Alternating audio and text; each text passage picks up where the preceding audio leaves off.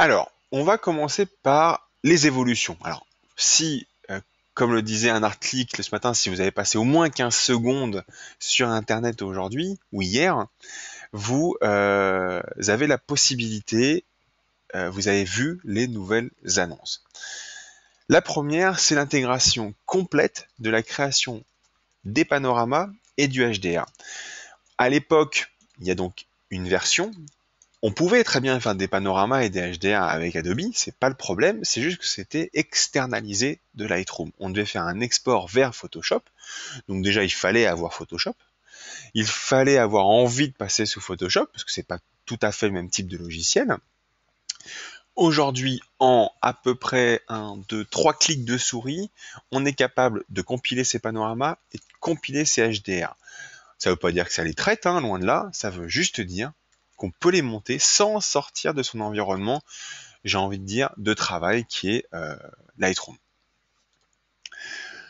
Autre fonctionnalité qui s'oriente plus vers une utilisation familiale. Les gens disent grand public aujourd'hui, mais ça me dérange ce terme-là. Moi, je sais plus une orientation familiale, la détection de visage et la reconnaissance. En ce moment, on voit sur Internet dire oui, bah, la détection de visage, c'est pour les amateurs, c'est pour le grand public, c'est pas pour moi. Je suis pas tout à fait d'accord avec ça. Je pars du principe qu'à la photographie, on peut faire des photos de ses enfants, on peut faire des photos de famille. On n'est pas toujours obligé de faire des photos artistiques, loin de là. Et on a peut-être envie de pouvoir créer des catalogues ou des librairies avec que les gens qui en font partie. C'est-à-dire que moi j'ai des enfants, quand j'ai des photos de mon fils, et ben moi j'aime bien maintenant, grâce à ça, pouvoir avoir toutes les photos de mon fils, et ben sur les 5 dernières années ou les 10 dernières années depuis que j'ai un réflexe numérique, ou en tout cas depuis que je scanne les négatifs. Donc c'est pas destiné à un usage débutant, ça me vexe, ça m'énerve en plus cette phrase-là, c'est vraiment orienté vers une utilisation familiale. Donc quelqu'un qui fait de la photo de famille, bah, il va pouvoir automatiquement détecter les visages et aussi bien la reconnaître. En toute honnêteté, moi je l'ai lancé sur notre catalogue à nous. Ça prend très longtemps parce que le moteur est hyper efficace, parce qu'il va vous demander de valider ou d'invalider ce qu'il a détecté, mais ça prend beaucoup de temps. Un bon traitement pendant un petit week-end, lui, suffira, mais on verra tout ça tout à l'heure quand on vous présentera en temps réel. Je ne vais pas trop vous en dire plus, je me fais gronder par Céline. Ensuite, on a Lightroom Mobile. Alors Lightroom Mobile, c'est pour moi une révolution. Ça existait déjà à la version précédente, c'est pas la question. Là, cette fois, c'est vraiment une révolution. On va pouvoir, pour ceux qui font des prestations en extérieur, vous revenez d'une séance de shooting, vous revenez d'un photographe, d'un reportage de mariage, vous êtes dans le train, vous pouvez commencer votre classement, votre traitement, noter vos idées de cadrage et tout ça. Bref, pour moi, c'est encore plus une révolution que dans les versions précédentes. Ensuite, on va voir l'amélioration du rendu et des performances. On va le voir juste dans les slides, juste derrière, derrière celui-là. Aujourd'hui, on va pouvoir utiliser la notion de GPU. On va pouvoir utiliser la notion d'accélération graphique. C'est pas transcendant. Alors, on n'est pas en train de parler d'un jeu vidéo du dernier Far Cry sur ordinateur. On parle juste du confort d'utilisation. C'est-à-dire que vous savez, quand vous modifiez les scrolls, on va le voir après aussi, quand vous modifiez les scrolls, vous pouvez, vous avez un rendu qui est quasiment immédiat. Il y a toujours un petit temps de latence au moment où vous bougez le scroll et le moment où ça s'affiche sur l'image. Là, bah, c'est vachement plus confort à l'utilisation. La fonction d'Aporama évolue aussi avec une intégration de la musique et surtout l'interprétation du rythme. On vous fera une démonstration.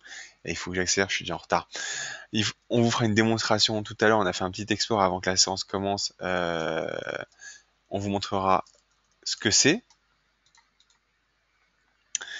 Et la mise en place de Lightroom Web. Alors Lightroom Web, c'est quelque chose qui vous permet de... bah, vous êtes en randonnée, vous êtes chez des amis, vous partez à la montagne, vous faites des photos, mais vous n'avez pas votre matériel. Vous empruntez le matériel d'un de vos amis parce que peut-être que vous n'avez pas envie de prendre votre réflexe, que vous n'avez pas envie de prendre votre compact. Donc vous vous retrouvez à faire des photos qui n'est pas avec votre matériel. Mais les photos, vous les adorez et vous voulez les travailler.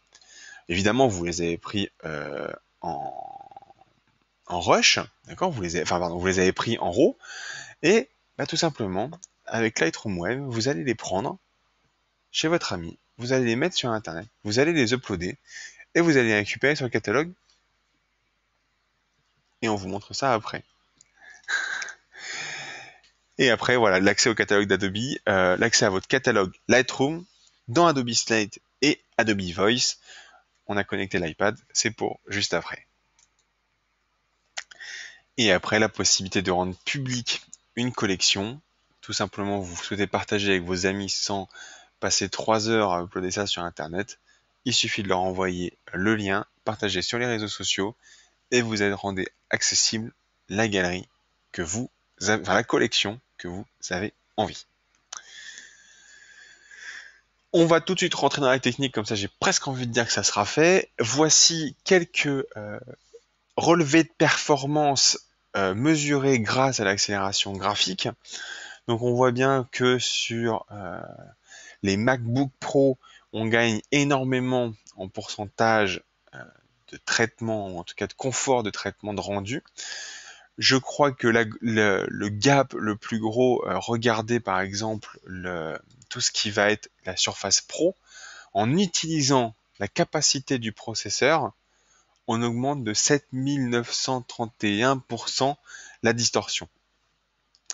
Donc ça, voilà, c'est vraiment des détails purement techniques. Il fallait que je vous les montre parce que c'était nécessaire. C'est un confort à l'utilisation de pouvoir avoir ce genre de fonctionnalité. Maintenant que ça c'est fait, je pense qu'on va pouvoir commencer à rentrer dans notre fameux Lightroom 6, Lightroom Creative Cloud. Je préfère la version Creative Cloud. Donc, on va, déjà je vais passer la main à Céline, donc qui va déjà tout petit peu se présenter, parce que sinon on va trop parler ce soir, et elle va vous présenter donc l'importation dans une collection directement au moment de l'importation des photos. Allez, je vous laisse avec elle. Alors, bonjour tout le monde. C'est presque dommage que vous ne m'ayez pas vu. J'ai fait des gros yeux à Guillaume depuis 5 minutes parce qu'en fait, il a développé à peu près toute la conférence sur la slide précédente. Et on n'a presque plus rien à démontrer. Enfin non, on rigole, mais il parlait beaucoup. Donc, premier sujet qu'on va voir aujourd'hui, qui est finalement une évolution qui est très peu abordée en fait dans les différents articles, qui pourtant est à mon goût très intéressante. Vous allez voir aussi pourquoi. On connaît tous, enfin, le stockage de vos fichiers, on le fait par dossier, par un système d'importation.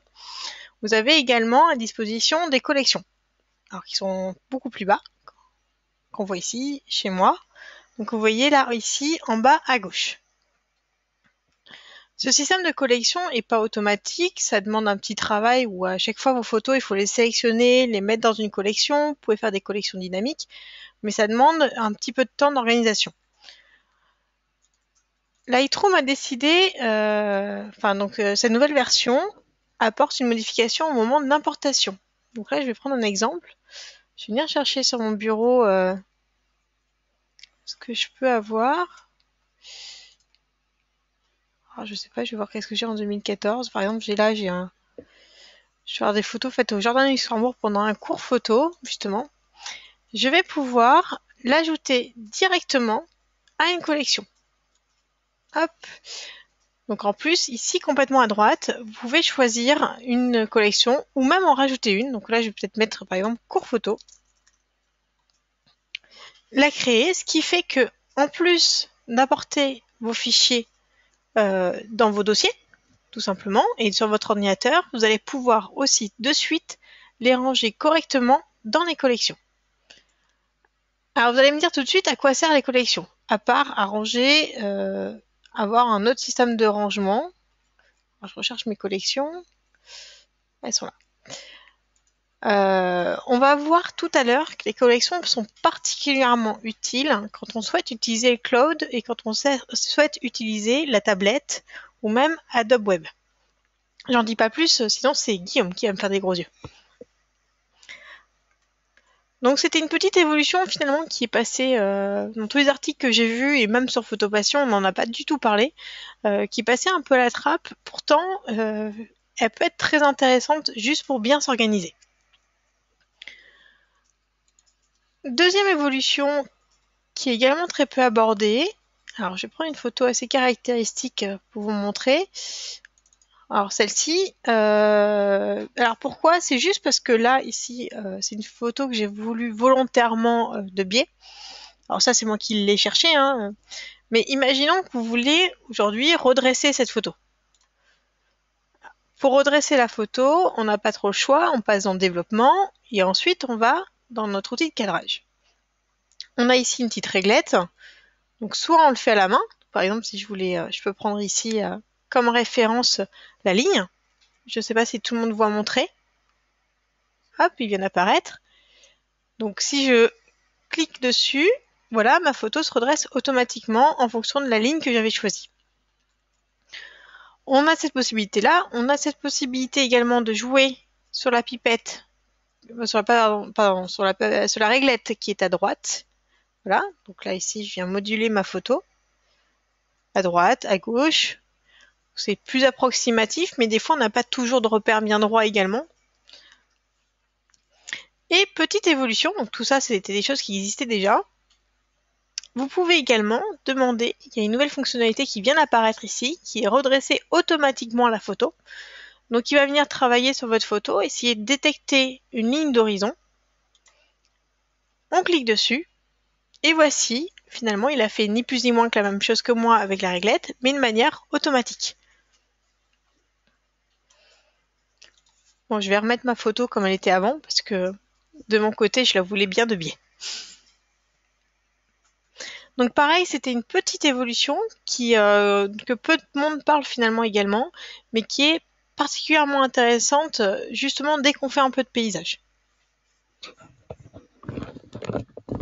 Alors, maintenant c'est moi qui vais reprendre parce qu'on va passer un petit peu sur la partie cloud, parce qu'on voit beaucoup de questions, hein, quel est l'avantage du cloud par rapport à la version boîte. Alors, je vais pas, je suis pas un grand fan de ce débat-là. Moi, j'adore la version cloud parce que je suis un mobile, donc j'adore montrer mes photos sans saturer mon espace de téléphone. Je préfère avoir de la place pour prendre des photos plutôt que d'avoir mes photos dans mon téléphone pour pouvoir les montrer. C'est ma façon de voir à moi. Mais voilà, après, on va parler un petit peu de cloud et vous allez voir quel avantage vous pouvez avoir vis-à-vis de ce truc-là. Euh, parce que voilà, ça crée beaucoup de questions, c'est le principe du cloud, et donc finalement de l'abonnement par mois plutôt que la version boîte. Euh, donc moi je vais vous présenter le cloud dans comment je l'utilise moi, enfin, comment nous on l'utilise en fait finalement.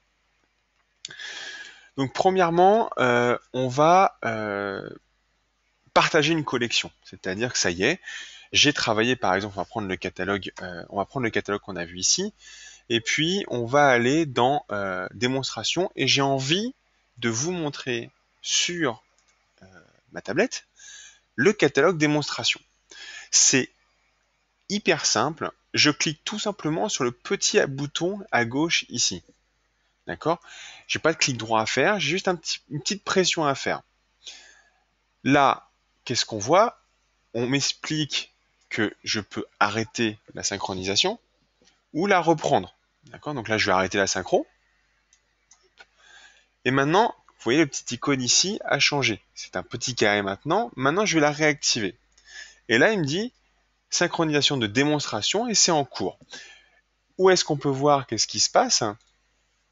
On va pouvoir voir ici si c'est en route ou pas. Donc, je peux tout simplement lancer la synchronisation. Si j'ai pas envie, parce que voilà, je n'ai pas envie de prendre de la bande passante, les enfants ont envie de regarder la télé, puis j'ai pas envie de faire mon upload maintenant, j'arrête le transfert et puis je le reprendrai plus tard, tout simplement. Là, on va le laisser faire parce qu'après tout, à première vue, tout le monde nous entend bien, donc on va tout simplement le laisser tourner, comme ça on va pouvoir le récupérer sur ma tablette.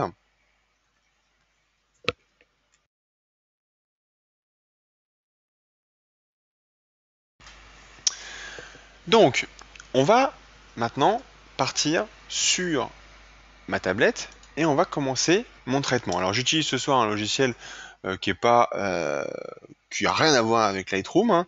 C'est juste pour vous montrer directement dans l'écran ce que ça fait. Alors clic clac, on va faire comme ça. Hop, s'il veut bien, en fait. Et voilà. Donc c'est parti. Voilà, on est sur ma tablette. On va enlever AirPlay. Voilà. On est sur ma tablette, donc vous voyez que c'est mon iPad, hein, il n'y a pas de souci. Et on va tout repartir depuis le début, on va se mettre là. Donc là, c'est un écran, alors on voit les jeux que j'ai, hein, c'est pas le problème. Je lance Lightroom finalement mobile, et on va retrouver nos collections. Alors, j'ai arrêté, j'ai repris la synchronisation de ma collection tout à l'heure. Ce qu'on va faire, c'est qu'on va en prendre une autre, on va prendre par exemple les paysages. On laisse charger notre catalogue, notre collection, et on voit toutes les photos que j'ai dans paysage. Si je retourne dans mon Lightroom euh, à la maison, j'ai envie de dire, ou sur ma station de travail, qui est juste derrière, on va enlever ça. Voilà, on le voit ici, on retrouve tout simplement les mêmes photos. Donc je suis finalement en connexion directe avec ma tablette. Maintenant, j'ai fait ma collection, elle est partagée, j'ai envie de travailler un petit peu dans le train, je vais modifier mes images. Et bah pas de problème, on va prendre tiens, ce magnifique coucher de soleil. Je récupère en haut à gauche les exifs, ça, il n'y a pas de, souci là-dessus, hein. On voit avec quel appareil ça a été fait, quelle optique. Bref, on récupère toutes les informations nécessaires. On a en haut à droite un petit histogramme, je pense que vous le reconnaissez tous par rapport à Lightroom. Et puis, bah, je sais pas, on va par exemple se mettre à régler. Bah, qu'est-ce qu'on se règle? Allez, tiens, on va jouer. Qu'est-ce que vous voulez qu'on règle? Répondez-moi à la question. Qu'est-ce que vous voulez qu'on règle? Qu'est-ce que vous voulez que je vois en fait finalement sur Lightroom mobile? Est-ce qu'on fait du recadrage? Est-ce qu'on joue avec la température, l'exposition? Dites-moi. Est-ce qu'on un peu, allez, alors le virage partiel, ça sera à la fin, ça. Euh, Qu'est-ce qu'on peut se faire? On va se faire, allez. On va se faire. On va se faire un passage en noir et blanc, on me demande. Alors ça, c'est plus ou moins assez simple, le passage en noir et blanc. On a la possibilité d'accéder au même réglage, en fait. Alors on va se mettre un contraste 100%. Voilà. Alors bon, après, je suis pas un grand adepte, moi, du noir et blanc, mais c'est un peu plus que moi. Mais voilà. On peut appliquer automatiquement nos paramètres. Ce qu'on va faire, c'est qu'on va volontairement dégrader la photo pour qu'on puisse clairement le voir dans notre Lightroom à la maison. Donc on va remettre les filtres, on va me re-régler par défaut. On va aller dans régler en bas et puis on va volontairement éclater le ciel. Là, c'est très non, c'est pas bon ça. C'est pas un traitement qu'on ferait réellement. Mais le problème c'est que il n'y a pas vraiment de choses à apporter là-dessus. Est-ce qu'on ouais, on va essayer de volontairement grossir. Voilà, on va la rendre un peu plus plate. Hop, on va la rendre un petit peu plus plate comme ça. Hop, voilà. Et un peu plus violette. Voilà. Donc là, on a volontairement fait un traitement qui nous va ou pas. Alors je vous rappelle que les iPads, tout ça, peuvent être calibrés. On n'est pas sûr. Oui, mais alors la couleur que je récupère, c'est pas la même qu'à la maison. Alors le truc, c'est qu'en fait, on est en train de synchroniser toutes les photos. Hop.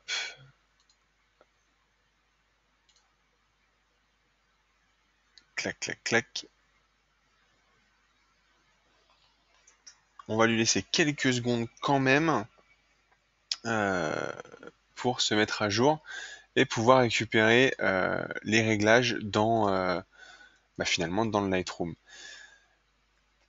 Alors, faire un traitement et vous pourrez donc finalement directement le récupérer dans votre Lightroom pour soit ça vous fait gagner du temps en termes de temps de travail, c'est-à-dire que vous allez pouvoir aussi bien commencer votre traitement dans le train ou dans la voiture et arriver à la maison avec une partie de vos photos qui sont déjà soit triées, c'est-à-dire que voilà, bon, les flous c'est flou, les nets c'est net, il n'y a pas de souci. Vous pouvez déjà tout de suite commencer à faire du tri dans vos photos. D'accord? Là, en attendant que ça synchronise, c'est il va vous montrer Adobe Web, donc la partie où vous êtes en extérieur et vous pouvez tout simplement uploader vos RAW. Et j'insiste là-dessus, c'est pas des JPEG dégradés qu'on envoie, c'est tout simplement vos RAW.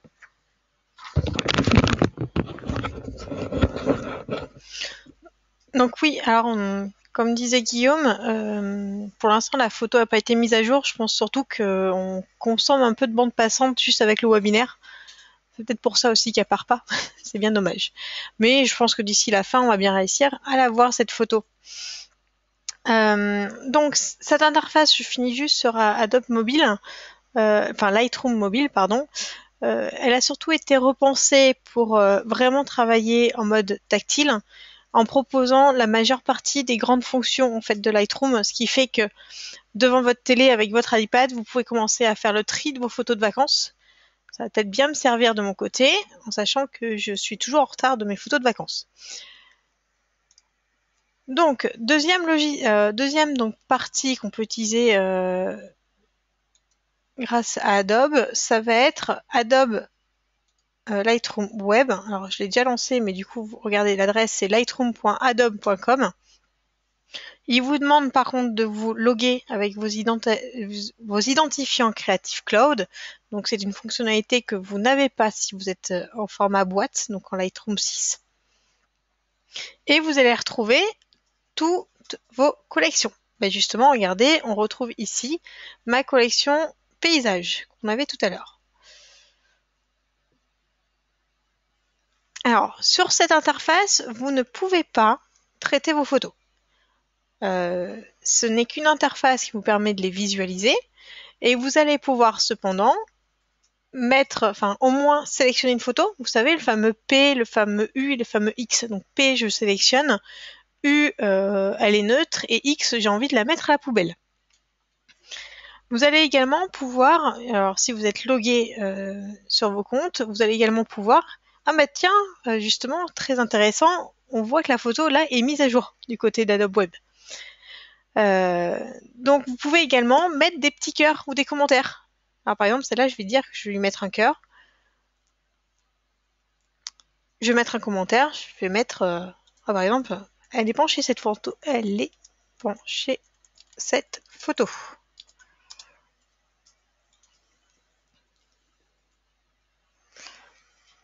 Voilà. Donc, vous avez la possibilité, comme je vous disais, de mettre, je sélectionne la photo, je la laisse en neutre, ici, ou je la supprime. Autre intérêt qu'on peut faire également sur Lightroom directement, c'est qu'on va pouvoir partager cette collection et la rendre publique. Donc ici, j'ai décidé de rendre publique toutes les photos sélectionnées. Et pour preuve, on est tous connectés. Je vais vous envoyer dans le chat le lien. Et normalement, vous allez pouvoir retrouver les photos sélectionnées. Donc si vous allez dans le chat, vous devez avoir le lien. J'ai dû envoyer à tout le monde. Que voici. Et on retrouve que les photos sélectionnées. En même temps que ça s'affiche.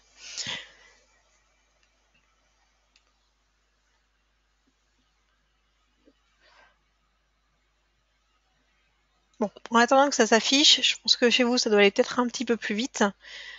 Je vais vous montrer une autre fonction également d'Adobe Web. Donc, imaginez, vous êtes chez un copain, ou chez des amis, ou chez de la famille. On ne prend pas toujours son appareil photo avec soi. Des fois, c'est bien dommage, j'ai envie de dire. Donc aujourd'hui, on ne l'a pas pris et il y a quelque chose qui se passe qui est vraiment très intéressant et vous décidez d'emprunter l'appareil photo de votre ami. Bon, le problème, c'est qu'il n'a pas beaucoup de carte mémoire, vous ne pouvez pas repartir avec, vous n'avez pas envie de lui laisser les photos, vous avez envie de les traiter. Donc, comment faire? On n'a pas tous une clé USB sur soi non plus. Alors ce que vous pouvez faire, c'est justement aller sur cette interface Adobe, donc lightroom.adobe.com, et venir ajouter une photo. Donc ici, on va venir ajouter une photo. Alors du coup, je sais pas laquelle je vais prendre. Je vais en prendre une comme ça. Vous pouvez venir l'ajouter. Alors ça peut même être un RAW. Vous la rajoutez dans votre catalogue, dans votre collection, et vous la retrouverez ensuite quand vous rentrez chez vous et que vous lancez Lightroom. Vous la retrouvez ensuite sur votre ordinateur. La photo est classée dans un dossier bien particulier en fait qui peut pas faire doublon. Donc vous retrouvez après votre photo sur votre ordinateur. Il vous reste plus que finalement à bien la ranger et à la traiter et vous avez récupéré votre RAW. Alors, il faut pas voir le cloud comme un espace de stockage, c'est-à-dire qu'il n'y a pas. Enfin, moi, la première question que je m'étais posée, c'était chouette, tous mes mariages comme ça, quand je finis, je les fais passer par le cloud, mes 1500 photos sont synchronisées et c'est réglé. Non. Il y a un espace d'environ 20 gigas, qui est déjà quand même très intéressant, qui vous permet de télécharger quelques photos et de les récupérer ensuite. Une fois qu'elles sont récupérées, le cloud est libéré, donc vous récupérez votre espace. Donc c'est vraiment pour une utilisation, on va dire, ponctuelle de quelques photos, vraiment pour dépanner, mais ça a au moins le mérite d'être là. Donc vous avez vu, donc j'ai récupéré ma photo ici. A priori, je pense que Lightroom, je l'ai récupéré également sur Lightroom. Et on verra tout à l'heure, je pense qu'il va me récupérer également la photo qu'on vient de télécharger. Depuis Lightroom mobile. Non, ça c'est les photos que j'ai faites hier depuis Lightroom mobile. Elle va arriver tout à l'heure.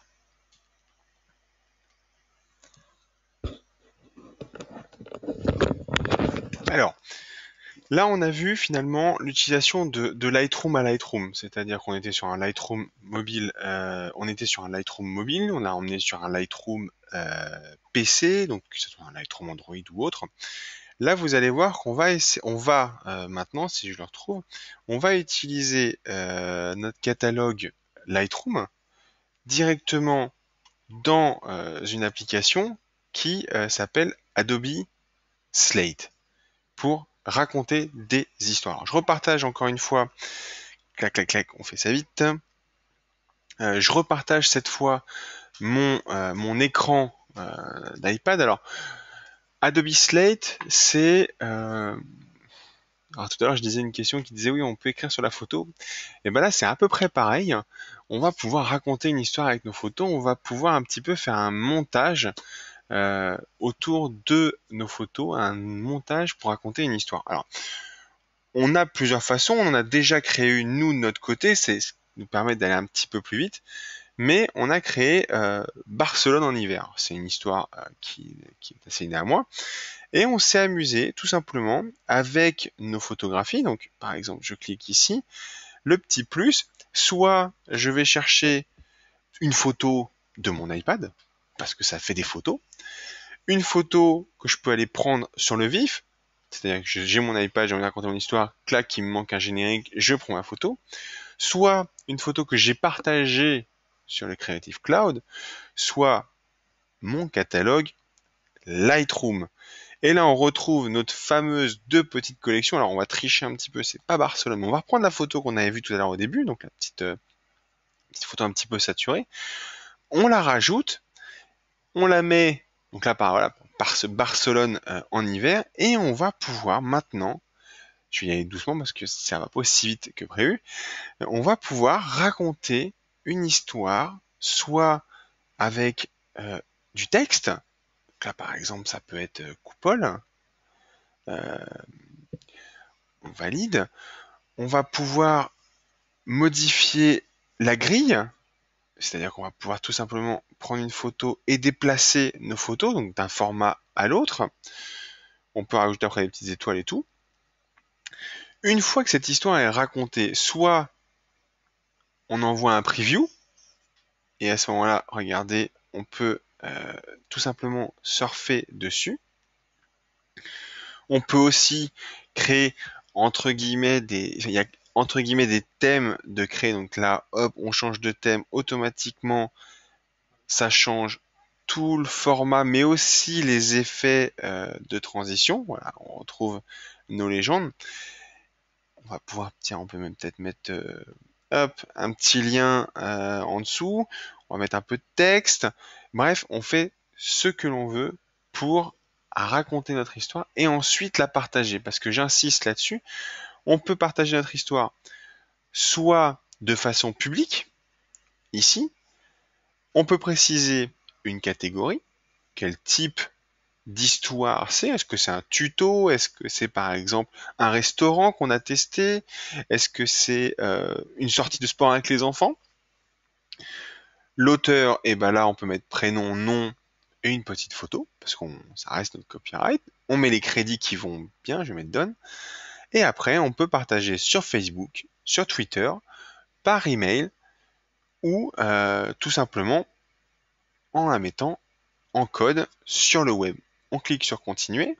Si j'avais choisi Facebook, eh ben, j'aurais envoyé ça sur Facebook. Là, tout simplement, il me dit que je peux. Bon là, je suis pas autorisé parce que j'ai pas entre guillemets fait en sorte que ça marche, mais on peut très bien partager notre histoire sur Facebook ou sur Twitter ou carrément envoyer un petit mail avec le lien qui va bien pour partager au maximum notre histoire, tout simplement. Après, on voit beaucoup de choses de dites sur Lightroom. Il y a effectivement des avantages et des inconvénients à l'utilisation du cloud. On va pas se mentir, c'est pas du tout le but de ce soir. Pour moi, je vois deux gros avantages. C'est la première, on retrouve ces photos absolument partout, à l'ère du numérique et à l'ère d'avoir envie de partager nos histoires, nos photos, bref, on a toujours envie de montrer ce qu'on a fait ou un voyage qu'on a fait. Ça, c'est top. Pour le coup, ça, c'est top. Ensuite, bah voilà, on peut diffuser ses photos auprès de sa famille sans trop avoir de complications. Pas besoin de monter de site web, pas besoin de monter d'hébergement, d'FTP, bref. Truc compliqué, ça se fait tout seul. Maintenant, les inconvénients, c'est tout simplement qu'on ne peut partager qu'un seul catalogue. Céline pourra confirmer. En tant que photographe pro, on a le catalogue pro, déjà le catalogue perso. Si on a envie de partager deux catalogues, ça va pas le faire. D'accord? Ensuite, on ne peut pas mettre de j'aime ou de commentaires si on n'a pas de compte Adobe. D'accord? Et à destination des professionnels qui pensaient pouvoir remplacer un de leurs services externes, on ne peut pas partager ou télécharger les photos de la galerie. D'accord? Vous ne pouvez pas télécharger les photos de la galerie d'un coup. Voilà pour la partie un petit peu nouvelle fonctionnalité. Normalement, c'est nous envoyer le lien dans le chat, donc dans le chat, hein, pas dans le formulaire de questions, dans le chat pour voir tout simplement ce que ça fait Adobe Slate, hein, voir sur votre écran un petit peu ce que ça fait. Et alors tout ce qui va être question de coût, on a essayé d'y répondre, les prix et tout, on en parle à la fin. Des versions et tout, des transitions. On en parle tout ça à la fin. On se concentre vraiment sur le nouveau produit et après, bah, pour ceux qui ont envie de connaître les prix et tout, on en parle évidemment tout à l'heure. Maintenant, on va vous montrer les 4 nouvelles évolutions majeures de ce Lightroom. La première, c'est le HDR. La deuxième, c'est les panoramas. La troisième, c'est les filtres gradués haute précision, j'ai envie de dire, et après la reconnaissance de visage. Donc on va commencer tout simplement par un petit HDR. Alors vous allez voir, c'est hyper simple. Vous cherchez dans votre catalogue Lightroom, dans votre collection, vos HDR. Alors je vous rappelle la technique, hein. Plusieurs photos, 3, 5, 7, 11, prises à des expositions différentes, donc en bracketing, et ensuite vous les assemblez dans... Avant, on les assemblait, on les cataloguait dans Lightroom, on les mettait sous Photoshop, hein. Là, cette fois, on va tout faire directement dans Lightroom. Alors, on sélectionne les photos. On n'en prend que 2. On fait un petit clic droit et on va aller sur... Alors, parce qu'il est caché. On va aller sur fusion de photos. On va juste enlever notre écran qui nous perturbe. Voilà, fusion de photos. Et on clique sur HDR. Évidemment, raccourci clavier personnalisable de A à Z. Ça, c'est vous qui vous faites plaisir en fonction de votre utilisation. mais vous faites un Shift M, je crois de mémoire, pour créer l'aperçu HDR. Et on va avoir cet écran qui s'ouvre. Ceux qui ont déjà fait des montages HDR sous Photoshop retrouvent un petit peu leur petit, c'est-à-dire qu'on retrouve notre fameux correction de décalage qui intervient si vous n'avez pas pu utiliser un trépied. Automatiquement, Lightroom va corriger la mise en place des photos pour qu'elles collent le mieux l'une par rapport à l'autre, quand même. Et on le laisse faire la correction. Là, on était, pour ces photos-là, on était à main levée, d'accord? Donc, on peut tout enlever, hein, voilà. Moi, pour le coup, on va le laisser comme ça. Je préfère le laisser sans tonalité automatique. Soit on met un alignement automatique, soit on met une tonalité automatique, soit après, on peut s'amuser à mettre en place la correction de décalage. Donc, soit faible, alors évidemment à chaque fois on recrée l'aperçu, hein, ça prend du temps, et là pour le coup on est purement dans la puissance et dans la possibilité de votre barrette mémoire. Et des fois qu'on se serait un petit peu trompé, on peut afficher l'incrustation de la correction de décalage. Donc c'est les corrections qui vont être appliquées sur votre HDR pour correctement mettre en place votre réalisation. Alors on regarde un tout petit peu les questions pendant ce temps-là. Alors première question parce que ça sert, c'est du est-ce que la résultat de ce HDR est comparable à Photomatix? Non, parce que tout simplement c'est pas fait pour, parce que Photomatix il y a du bon et du mauvais. Euh, la compilation dans Lightroom est une compilation simple, orientée pour des photographes, et donc non, c'est pas comparable, c'est pas du tout c'est pas du tout le même type de logiciel. Euh, alors côté rendu, hein. Donc voilà, on compare pas ça à Photomatic, c'est pas le but. Photomatic, c'est une autre licence, c'est encore plus payant. Bref, c'est totalement différent. Clé, alors, envoi sur Facebook, page ou profil. Pour moi, c'est profil. C'est pas ça, c'est profil. Alors, comment accède-t-on à Adobe Bon, tout ça, on fera ça après. Alors, une fois que on a fait notre HDR, on va fusionner. Et on voit en haut à gauche que il est en train de nous créer notre fichier HDR en vue maintenant du développement. Et donc en utilisant le module développement de Lightroom, on va se rapprocher sensiblement d'un logiciel HDR complet. Maintenant que ça c'est fait, on va passer au panorama. Même exercice, vous vous rendez dans votre catalogue et vous allez chercher vos photos de panorama en vue d'un assemblage.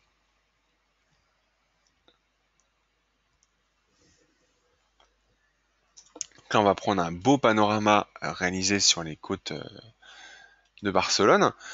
Même exercice, clic droit, fusion des photos et panorama. Là, cette fois, alors ça va prendre pas mal de temps, mais vous avez plusieurs façons de monter votre panorama, soit de façon sphérique, cylindrique ou en perspective. On va pouvoir aussi demander à Lightroom d'appliquer un recadrage.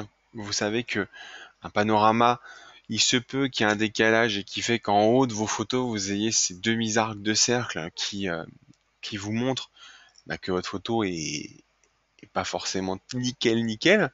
Donc automatiquement, il va vous proposer un recadrage au pixel près. D'accord? Donc voilà, bon pour le coup là sur cette photo-là, j'ai pas pris trop de risques parce que je suis finalement plus ou moins assez stable pour ce genre de photo-là. Donc on met le recadrage automatique, hein, on va remettre le avant-après. On peut changer le type de perspective. On va remettre au recadrage automatique, on va mettre par exemple une perspective cylindrique. On va laisser un petit peu mouliner pendant ce temps-là.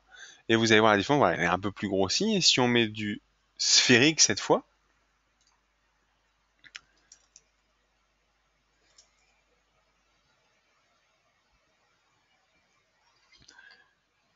voilà. Donc, Bon, finalement, il y a peu de différence entre les trois, parce que je suis quand même assez stable sur cette photo-là. Donc on met recadrage automatique, on fusionne, et on va se retrouver dans notre catalogue Lightroom avec nos photos fusionnées. Le recadrage qu'on a mis en place n'est pas destructeur, d'accord? C'est-à-dire que vous n'allez pas perdre votre cadrage. C'est-à-dire que si vous n'êtes pas d'accord avec le cadrage de Lightroom et que vous avez mis un cadrage automatique, il n'a pas viré la moitié de la photo. Il importe directement dans le catalogue Lightroom la photo brute, avec en premier paramètre le recadrage, mais il vous laisse la latitude de proposer un nouveau cadrage. Maintenant, Céline va vous montrer les deux autres fonctionnalités qui sont le filtre gradué et la reconnaissance de visage. Je lui passe le micro tout de suite.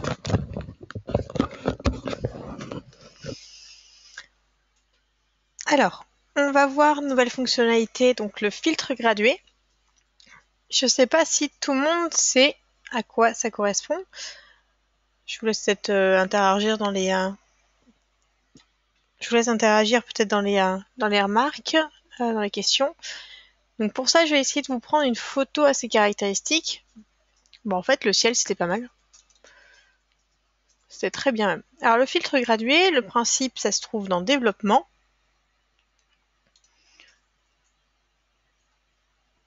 Donc le principe, c'est très simple, c'est de venir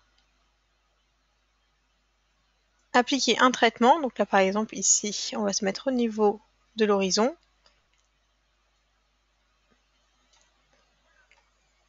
Et dire qu'une partie va être plus sombre, on veut sortir une partie ou traiter une autre plus claire. Donc là, on voit bien que finalement, mon eau, elle est bien beaucoup plus foncée. Je n'ai traité que cette partie, que l'exposition de cette partie-là. Alors, le filtre gradué marche très très bien. Justement, quand on a une photo comme celle-ci, avec une distinction entre une partie très sombre et une partie très claire. Malheureusement, on a rarement ce genre de photo. Donc là, on va partir sur une photo complètement différente, qui ne marche pas du tout de la même manière. Alors désolé, j'en cherche une.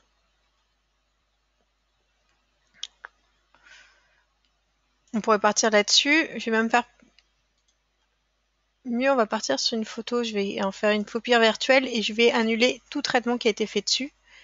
Comme ça, on part de zéro. Voici ma photo. Donc là, vous voyez bien qu'on n'a pas de distinction nette entre le haut, le bas ou la gauche et la droite. Pourtant, je veux bien mettre en évidence, là ce que j'avais cherché à faire, c'était de garder mon ciel, donc garder bien le bleu du ciel comme ça, et noircir finalement mon église. Donc je vais aller dans filtre gradué, et petite fonctionnalité qui vient d'apparaître, alors petite, ce qui n'est pas du tout le cas, c'est une grosse fonctionnalité finalement, c'est cette histoire de pinceau. Mais vous n'avez pas juste la possibilité... je crois qu'il faut que j'en fasse un de base et après je peux utiliser le pinceau. Voilà. Vous n'avez pas juste en fait que cette barre finalement à faire, vous avez également la possibilité maintenant d'utiliser le pinceau. Hop, regardez. Je l'ai réduit pour passer en haut de mon église. Et venir cibler toutes les zones qui correspondent. Ce que je veux faire. Donc là, je dois avoir fait pas mal. J'ai un peu débordé. Et après, vous pouvez jouer avec votre exposition que sur cette zone-là. Donc on voit bien que j'ai débordé avec mon pinceau. C'est pas grave, après, en général, on zoome et on fait ça proprement, pas en live comme ça. Mais vous voyez bien, avec ce pinceau, j'ai réussi à isoler des parties que je n'aurais pas pu isoler finalement qu'avec le filtre gradué. Et au final, quand on regarde, je préfère la nouvelle photo même avec la petite bavure. Donc ça, c'était la fonction, donc l'évolution du filtre gradué avec justement cette fonctionnalité du pinceau. Donc juste pour rappel, on le trouve dans le module développement, donc ici, donc c'est la 4e icône, et on a le pinceau donc complètement à droite. Dernière fonctionnalité, que Guillaume a parlé pas mal tout à l'heure à la présentation, c'est la reconnaissance de visage. reconnaissance, enfin détection et reconnaissance de visage. Donc je vais rester sur ce menu-là. Et ici dans Bibliothèque, vous avez maintenant, donc en plus des grilles différentes, vous avez également une fonctionnalité personne. Voilà, donc il va venir là maintenant analyser toutes les personnes qu'il trouve dans ce logiciel. Dans ce dossier. Donc on voit ici qu'il m'a reconnu. Donc, ici je l'avais déjà validé. Également ici, il suppose que c'est moi, donc il me reste à valider ou à invalider. Donc là, je peux dire que c'est toujours moi. Ici, c'est toujours moi.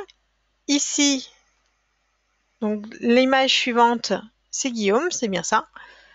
Alors là, il est allé me trouver on voit l'image d'origine à gauche. Il est allé me trouver une personne dans Zefresque. Alors c'est pas du tout le cas, donc je vais lui dire que c'est pas bon. Et en plus, c'est personne. Et alors là, il m'a trouvé une image. Ah oui, alors ça je l'avais déjà remarqué, effectivement. Il est capable de détecter des visages, même à des endroits complètement improbables. La petite dame là, on la trouve ici, en tout petit. Bon, c'est pas du cas. Alors ici, Guillaume, il ne l'a pas détecté, donc sur l'image d'ici. Donc je vais venir lui indiquer. Votre logiciel, en fait, cette fonctionnalité est capable d'apprendre. C'est bien le principe. Donc au début, c'est assez fastidieux, il faut remplir assez souvent les noms. Et petit à petit, il arrive à les détecter, à les remarquer et du coup à vous les proposer. Donc il arrive aussi à en faire des groupements, en fait. Vous n'avez pas besoin de valider à chaque fois les photos une par une. Il peut proposer un groupement des fois de 10, 15, 20 photos. C'est bien pratique, il faut juste qu'on valide. Et voilà. Ces noms, vous les trouvez, donc je vais prendre ma photo ici. Vous les trouvez dans les métadonnées. Ce sont les métadonnées qui enregistrent le nom. Donc c'est quelque chose que vous pouvez en plus choisir de ne pas exporter après au moment de l'export de vos photos si vous ne voulez pas que les noms apparaissent systématiquement dans les métadonnées de vos photos. Toujours pareil, c'est toujours bien quand on veut protéger la vie privée des personnes, on va dire. Ou quand on fait de la photo de mariage ou de la photo de famille et qu'on tient à garder, nous, dans Lightroom, les personnes ou les noms des personnes, mais pas forcément à les donner à tout le monde. Alors pour petite anecdote, j'ai lancé la détection de visage il y a quelques jours sur tout mon catalogue qui comprend également la partie prestations. Il a mouliné pendant 15 heures. Très très bonne idée ou très mauvaise idée on va dire, parce que justement j'aurais dû exclure tous les catalogues de mariage parce que je connais pas.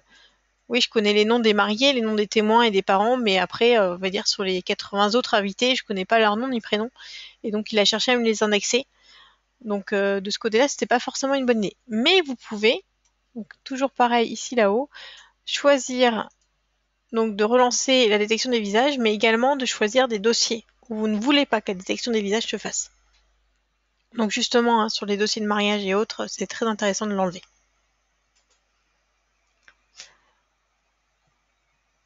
Ensuite, donc là on a vu les principales fonctions de Lightroom, notamment au niveau traitement. Il y a encore deux petites évolutions qui ont été faites. Je ne sais pas si Guillaume peut les traiter.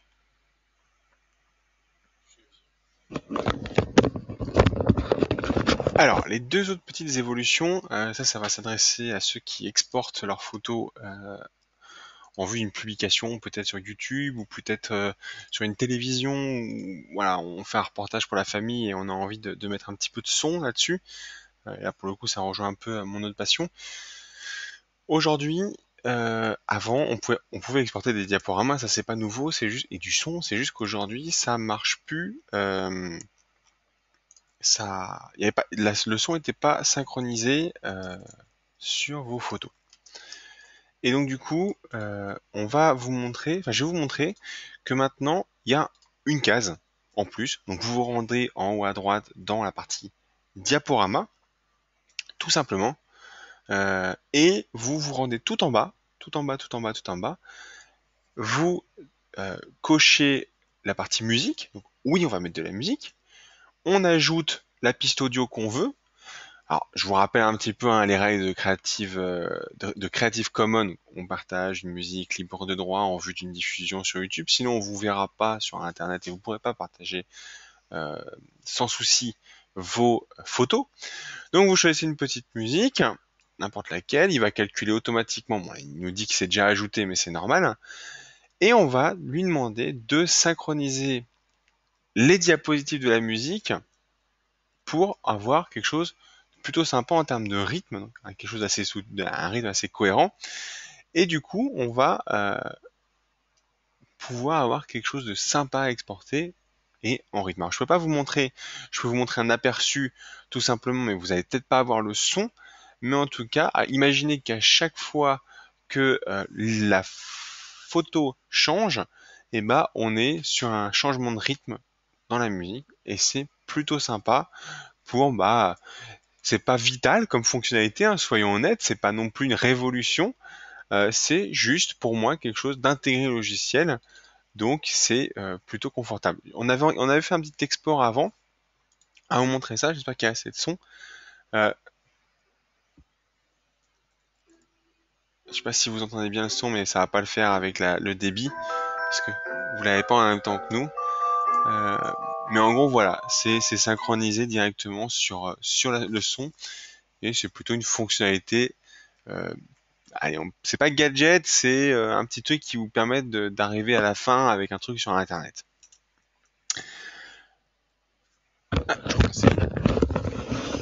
Alors moi, juste une petite intervention, justement, Guillaume parle de gadgets. Je sais qu'il y a ici... Alors oui, la vidéo passe très mal, je suis désolée, effectivement, hein, sur GoToWebinar, c'est pour ça qu'on l'a oublié.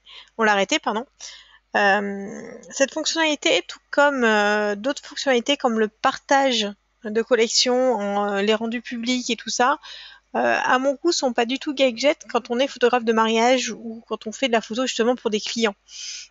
Et justement, aujourd'hui, moi, j'ai des systèmes de galeries pour leur présenter, ou sur mon site, je leur présente une petite vidéo reprenant les 100 meilleures photos de la journée.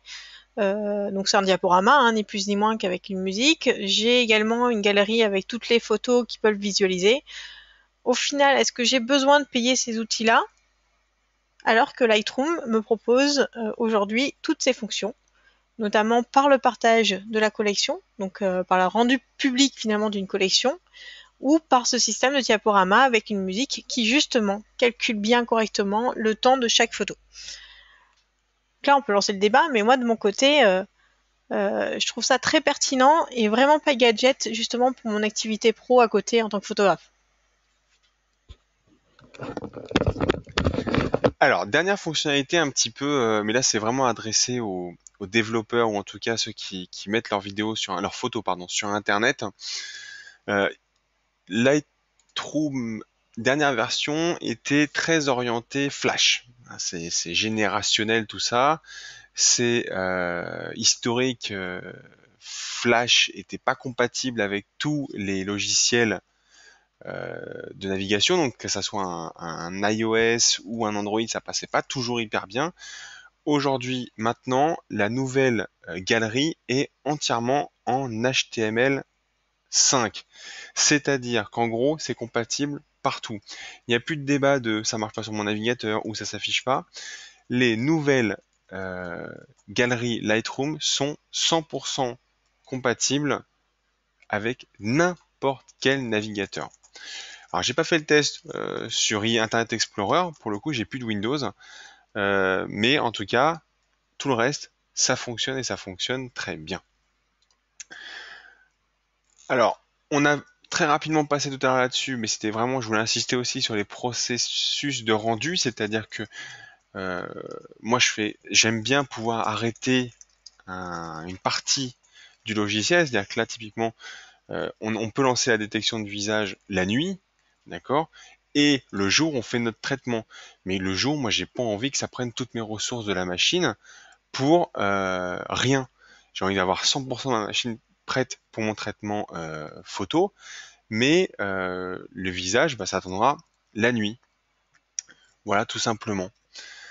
Euh, Et après, grosse nouveauté aussi qu'on peut difficilement montrer à part sur un iPad, c'est qu'aujourd'hui, l'intégralité des tablettes touch, y compris les Surface Pro, les tablettes Windows, vous pouvez mettre aussi bien un Lightroom physique, hein, celui qu'on a vu ce soir, qu'un Lightroom Touch. C'est-à-dire que c'est vraiment pas la même chose que la version pour comment dire, pour iPad, hein. La version pour Windows, alors Windows Mobile ou Windows 10 peut-être. Bref, cette version-là n'est pas la même que pour celle d'un iPad. Vous avez un vrai Lightroom, c'est juste qu'il a la fonction Touch. Vous avez accès à beaucoup plus de réglages, mais en version Touch. Maintenant, on va répondre en termes on va répondre au prix et après on répondra aux questions. Aujourd'hui, pour tout ce qui va être pris, vous pouvez très bien utiliser Lightroom CC, donc pour Creative Cloud, au prix de 11,99 € et dedans, d'accord, c'est le pack, c'est ce qu'ils appellent le pack photographie chez Adobe. Vous avez aussi Photoshop d'inclus dedans, c'est pas négligeable en termes de traitement. Après, vous avez les logiciels seuls ou les packs complets si vous voulez du Premiere Pro, du After Effects ou autre. Mais en tout cas, pour ce qui nous concerne, qui est la photographie, vous avez un pack, allez, grossièrement 12 €, où dedans vous avez Lightroom CC mise à jour si vous gardez l'abonnement à vie, c'est-à-dire que demain vous avez un nouveau Lightroom qui sort, bah, vous payez pas plus cher, d'accord? Et ça, c'est un petit peu le côté, on est un peu tous des consommateurs finalement du logiciel, hein. Demain, il y a un nouveau Lightroom qui sort avec une nouvelle fonctionnalité, et ben vous payerez pas une mise à jour en plus. Ça sera inclus dans votre forfait, hein. Nous, ce matin, pour ceux qui utilisent le Creative Cloud depuis longtemps, on est allé dans notre menu et je sais que certains d'entre vous l'ont et je sais même que Laurent nous écoute ce soir et il l'a fait aussi. Il a fait sa mise à jour, il était sur Creative Cloud et il a pu directement ce matin, dès l'ouverture, enfin il travaillait déjà avant avec, mais il a pu dès ce matin vous faire 2 vidéos pour vous présenter les fonctionnalités qu'on a vues un petit peu ce soir, qui est le HDR et le panorama. Mais en tout cas, pour le cloud, c'est 12 €. Pour la version boîte, c'est 130 € pour une nouvelle licence ou 70 € pour une upgrade donc de toute version, c'est-à-dire de la première jusqu'à la dernière. Maintenant, mon avis perso à moi, et ça n'engage que moi, euh, je ne suis plus un adepte du Lightroom dans mon coin. Moi, je suis un adepte du Lightroom partage. Ça ne concerne que moi, ce n'est que mon avis perso. J'aime pouvoir avoir accès aux autres fonctionnalités, hein, qui sont l'accès aux polices spécifiques Photoshop qu'on a inclus dans le cloud. Enfin, il y a plein d'autres choses autour de tout ça. Mais j'adore ma notion de partage et de pouvoir travailler mes photos dans le train quand je suis en train de perdre mon temps dans le train finalement et que j'ai pas forcément mon PC avec moi, que j'avais juste un moyen de décharger mes photos et c'est tout.